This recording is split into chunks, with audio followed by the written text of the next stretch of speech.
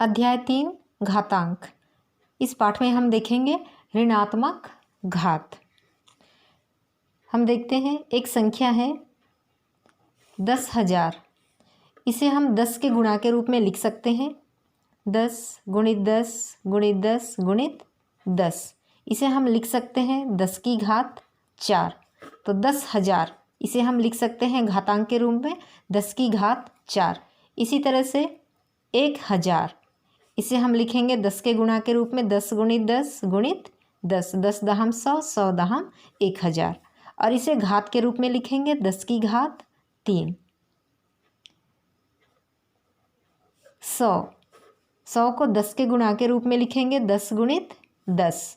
10 का 2 बार गुणा है इसलिए घातांक के रूप में लिखेंगे 10 की घात 2। अब केवल 10, इसे क्या लिखेंगे? एक ही बार 10 लिखेंगे और इसे लिखेंगे 10 की घात 1। घात 1 को लिखना ज़रूरी नहीं है क्योंकि ये 1 नहीं भी लिखा है तो ये एक ही बार 10 है। इसके बाद यदि संख्या इस तरह से हो 1/10 तो इसे लिखेंगे 1/10 ही लिखेंगे बराबर 10 की घात ऋण 1। 10 की घात के रूप में लिखेंगे तो ऋण 1 क्योंकि नीचे 10 की घात 1 है, इसे लिखा जाएगा 10 की घात ऋण 1। घातांक नियम के अनुसार यदि 1/1 की घात m है तो ये बराबर होता है 1 की घात ऋण m के। ठीक इसी नियम के आधार पर 1/10 हो तो इसे घातांक के रूप में लिखेंगे 10 की घात ऋण 1। a की घात m है, हर में a है, a की घात m है, अंश में चला जाता है और घात का चिन्ह बदल जाता है, ऋण हो जाता है।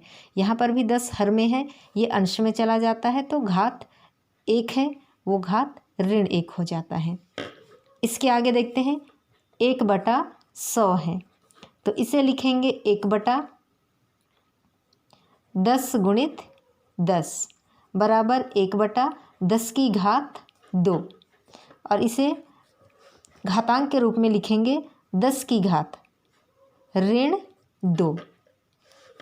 आगे देखते हैं 1/1000।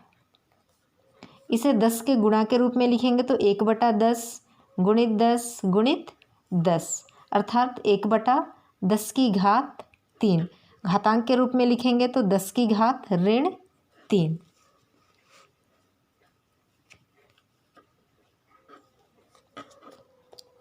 एक बटा 10,000 बराबर 10,000 को 10 के गुणा के रूप में लिखेंगे 10 गुणित 10 गुणित 10 गुणित 10 4 बार। इसे घात के रूप में लिखेंगे 1/10 की घात 4 और इस नियम के आधार पर घातांक रूप लिखेंगे 10 की घात ऋण 4।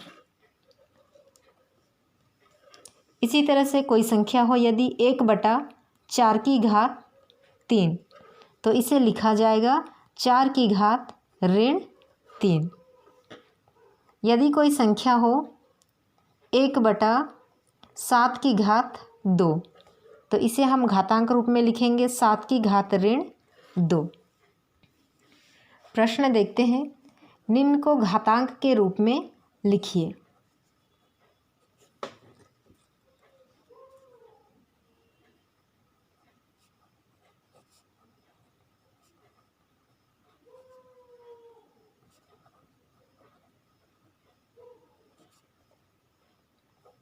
पहला प्रश्न है 1/8, इसे घातांक के रूप में लिखना है।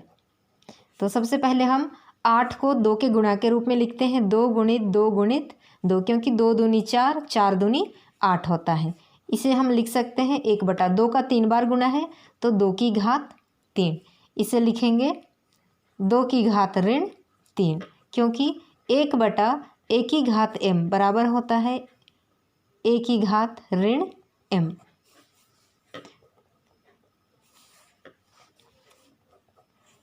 अगला प्रश्न है 1/243।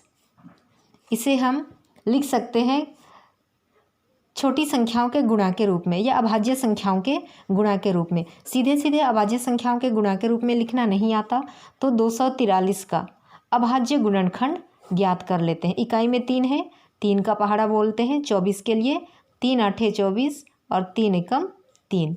फिर 3 का पहाड़ा बोलेंगे, 3 दूनी 6। 8 में से 6 घटाने पर आता है 2, 2 और 1 मिलकर बन जाता है 21। 3 का पहाड़ा 21 के लिए 3 साते 21। अब फिर 3 का पहाड़ा बोलेंगे, 3 नवा 27, 3 तिया 9 और 3 एकम 3। तो 243 को हम लिख सकते हैं 3 गुणित 3 गुणित 3 गुणित 3 गुणित 3, 1 2 3 4 5 बार।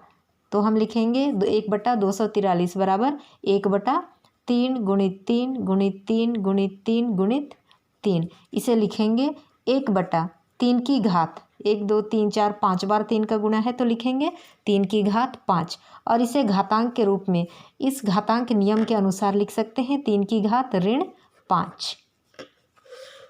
अगला प्रश्न देखिए, 1/196। 196 को अभाज्य संख्याओं के या छोटी संख्याओं के गुणा के रूप में लिखने के लिए इसका अभाज्य गुणनखंड ज्ञात करते हैं। इकाई में 6 है, सम संख्या है। 2 का पहाड़ा बोलते हैं, 2 9 18। 19 में से 18 घटाने पर 1 आता है, 1 और 6 मिलकर 16 बनता है, 2 अठे 16। फिर 2 का पहाड़ा बोलते हैं, 2 चौके 8। 9 में से 8 घटाने पर 1, 1 और 8 मिलकर बनता है 18, तो 2 9 18। अब हम 7 का पहाड़ा बोलते हैं, 7 7 49। फिर 7 का पहाड़ा बोलते हैं, 7 एकम 7। तो 196 बराबर आता है 2 गुणित 2 गुणित 7 गुणित 7। इसे हम लिखेंगे 1/2 गुणित 7, 2 गुणित 7 जोड़ी जोड़ी बनाकर लिख देते हैं, 2 गुणित 7 गुणित 2 गुणित 7। 2 बार 7 है, 2 बार 2 है, यहाँ भी 2 बार 2 है, 2 बार 7 है। अब इसे लिख सकते हैं हम 14 गुणित 14। ऐसा इसलिए लिख रहे हैं ताकि इसे घात के रूप में लिखा जा सके। 1/14 की घात, 14 का 2 बार गुणा है तो 1/14 की घात 2, और इसे घातांक रूप में लिखेंगे 14 की घात ऋण 2।